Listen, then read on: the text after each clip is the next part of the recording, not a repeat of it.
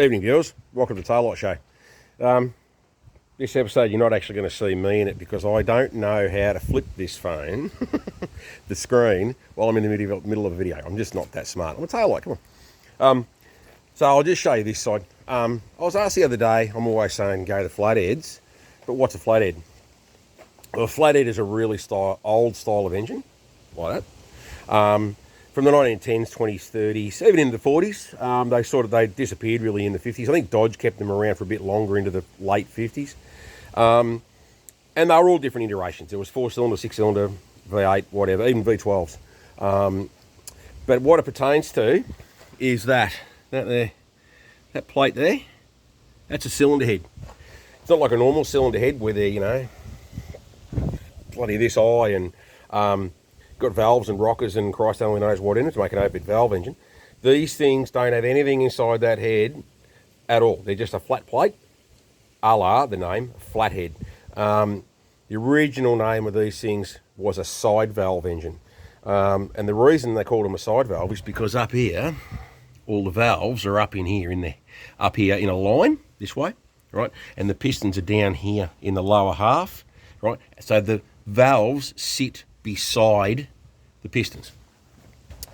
It was just the way they designed them.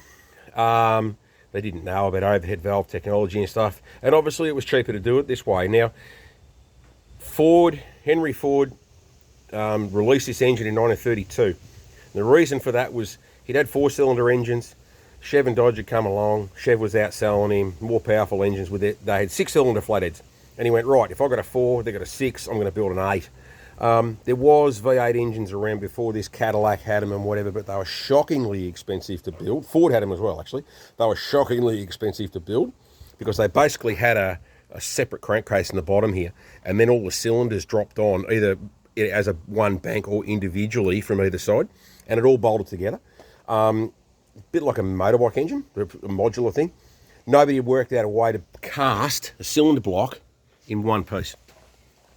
Henry locked his engineers away pretty well, actually, as I termed it, locked them away for a year in a secret project to develop this engine. Released it in 1932, and it was well and truly affordable to the average man, and he revolutionised the motoring industry for it.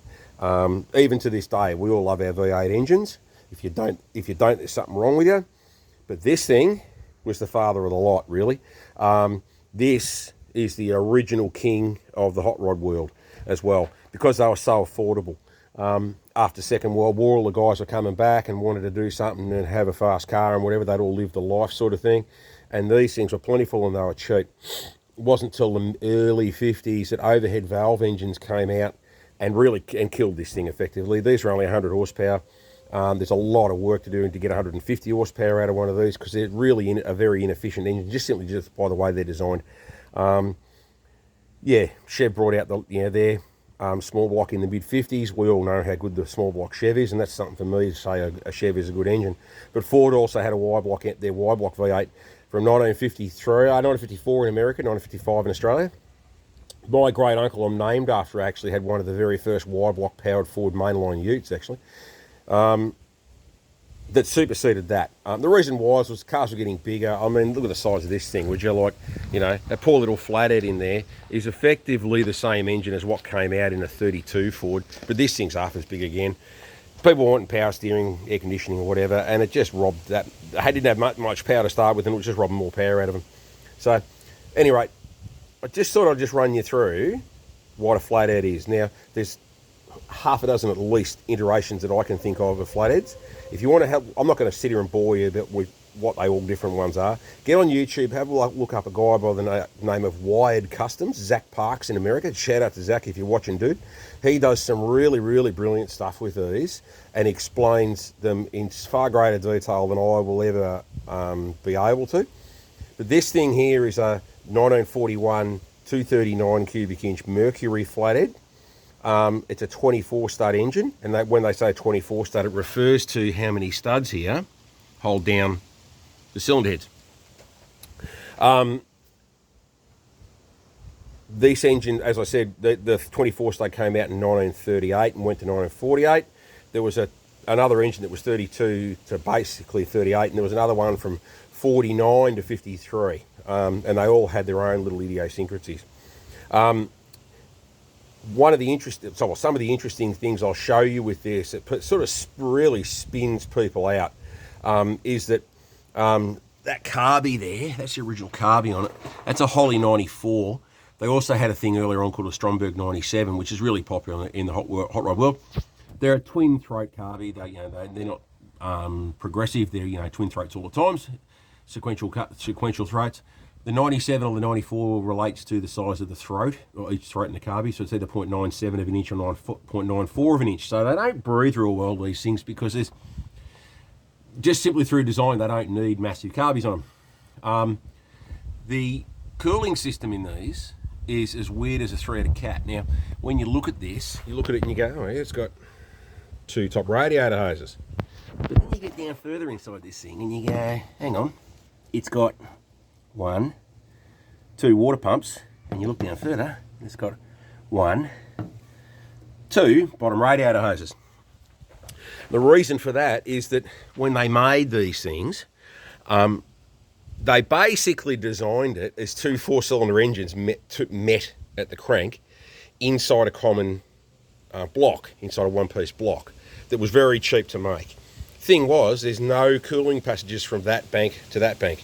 So it has a totally separate cooling system on this side of the engine to that side of the engine, and the only place all the water meets and mixes together is inside the radiator. So when you say to people it's got water pumps, plural, they go, what do you mean? They look at you like you're a Fruit Loop. Anyway, that there on the firewall, that's the oil filter. Now, I only just put that on it when I did a lot of work to this car and got it back on the road in last September. This car never had an oil filter on it, and they never had one standard. It was an optional extra.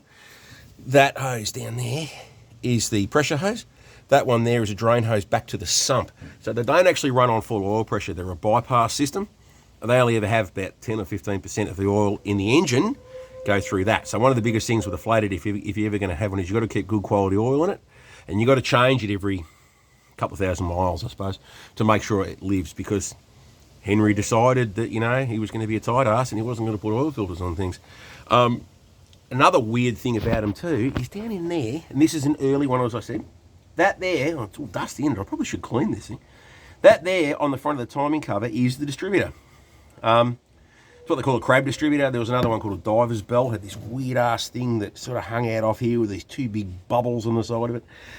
The later ones had a conventional distributor drive that came up on an angle and went right up here into here with a normal distributor cap up here. That there is called a crab distributor. It actually drives directly off the front of the camshaft. So you're not going through gears and whatever else, and and chains and stuff. The other interesting thing about this is, if anybody's ever been inside most modern engines, you'll know that the camshaft spins in the same direction as the crankshaft, usually chain driven or belt driven. These things aren't. Way down in there, and actually that's another thing too. See where the engine fan's driven off? The engine fan is actually driven off the crankshaft, because obviously you can't run them off a water pump like a normal engine, because water pumps are out to the side.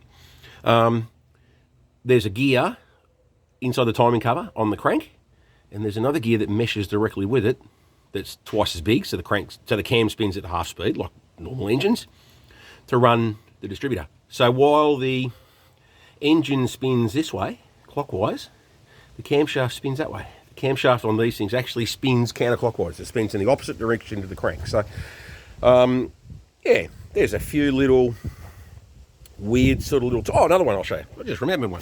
Another one. It's clearly got... Well, when you look at it closely enough, it's got intake port there, intake port there, intake port there, intake port there. So 4 ports either side. 4 spark plugs. Because the V8... But then you look right down in here and you go, hang on a second. It's got an exhaust port there, 1. Exhaust port there, 2. Exhaust port here, 3. Oh, move the phone back. So they've got 3 exhaust ports. Another weird little sort of thing that Flatheads have is the way that the exhausts are actually ported through the block. As I said before, there's no valve train, no nothing inside the heads on these. It is just a flat plate. So everything is done through the block. So you've got an exhaust valve there, and the way that it gets down to that port is it actually travels from the valve up and around through the block and down there. And the other end does the same thing.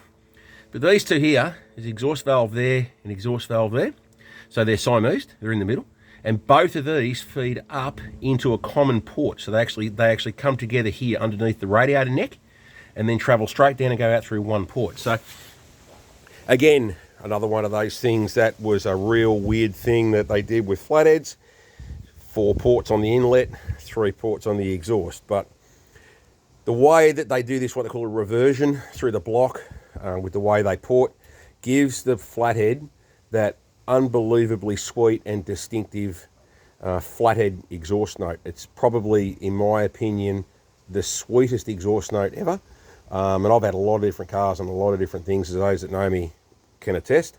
But yeah, these things are the absolute original. They are the king, the granddaddy, whatever you want to call them, of the hot rod world. Without these things, we wouldn't have hot rods, and without these things, we wouldn't have V8s. So you wouldn't have your current Coyote V8s in the Fords, you wouldn't have your LSs in your Chevs, and all the other stuff. You wouldn't have your Hemis. I'll tell you what, I'd love a Hemi though. Who wouldn't love a Hemi, eh? But yeah, just sort of give you a quick sort of brief sort of intro into what a flathead is. If you hear somebody call about a side valve engine, right, or a flathead engine, same thing. We all just call them flatheads. You know what? Go to flatheads. Stay dull.